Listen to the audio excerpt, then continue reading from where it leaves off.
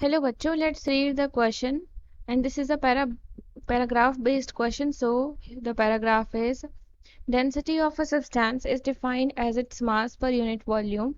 It is one of the characteristic properties of a substance which enables us to determine its purity.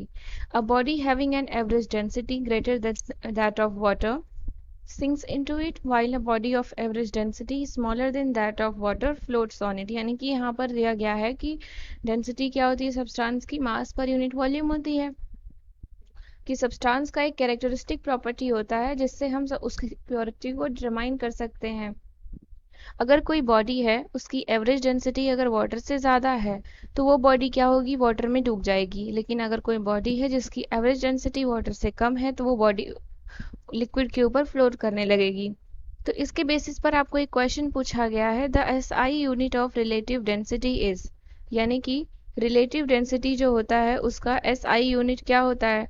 और हमें पता है density क्या होता है, डेंसिटी होता है मास पर यूनिट वॉल्यूम। तो अगर हमें मास और वॉल्यूम की यूनिट पता होगी तो हम रिलेटिव डेंसिटी का यूनिट निकाल लेंगे। So here the key concept is density is equal to mass upon volume.